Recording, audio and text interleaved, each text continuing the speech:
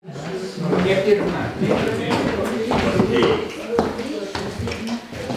ką, dar kartelį sveikinuosi su visais. Labas vakaras, labai džiugu, kad atkeliavote į parodos atidarymą, Rūtos Bušinskaitės parodos atidarymą.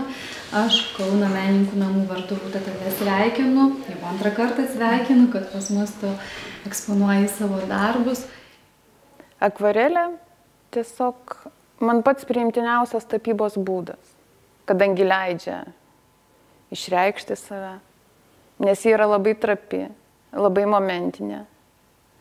Ir negali uždėti nei vieno nereikalingo potėpio, jis iškart sugadina visą darbą. O kodėl rožės? Rožės tai, man tai yra amžinybės simbolis. Ir tai simbolis to, ką mes kiekvienas turim savo širdyje. Ir tu pradėjai jas piešti, nes tavo gyvenime atsirado šitos kokybės? Ar tu visada piešiai galbūt gėlės?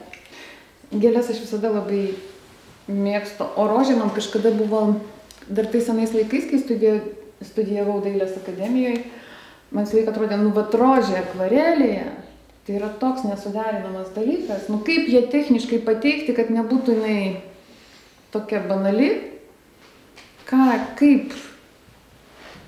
Ir paskui kažkaip, bet jau taip, anksčiau jinai man nesigaudavo. Jinai būdavo tokia, rožė. Kažkaip toksai. O šitą... Dabar aš ją tiesiog kažkaip kitaip, tą jos trapumą jaučiu, tą jos kitokį grožį. Gerumo, meilės, atjautos, ramybės, džiaugsmo. Tai yra tų visų pačių geriausių ir gražiausių dalykų simbolis. Ir norėčiau paskaityti vieną eilėraštį. Žydroji rožė. Ją auginu sode, bet auga ji ir širdyje, kitaip nei visos rožės. Nes ji tikra, tikrų tikriausia. Ji tokia, kiek tu gali priimti į savo širdį. Ir dalintis tuo, žinodamas, kad duodamas, tu gauni. Ir gauni tu tiek daug, kad norisi tau šokti širdyje, dainuoti ir džiaugtis tuo viskuo, ką duot gali su meile iš visos širdies.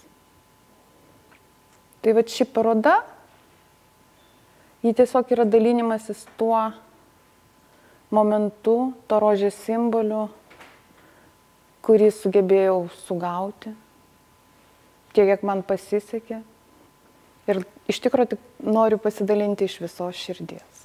Ačiū, Rūta, tau. Iš tikrųjų norisi dar truputėlį tave paklausinėti. Antrą kartą jau parodą rengi, ar ne? Ir ta pati tematika jauti dar neiškalbėjusi, neišpiešusi, ar ne, tų gėlių. Kodėl toliau tęsi šitą parodą? O kodėl jos kiekvienais metais, kiekvieną vasarą žydi? Tiesiog tai kaip, kiekvienos vasaros to tikrumo ciklas, tos gėlės, kurios nusileidžia kaip iš dangaus.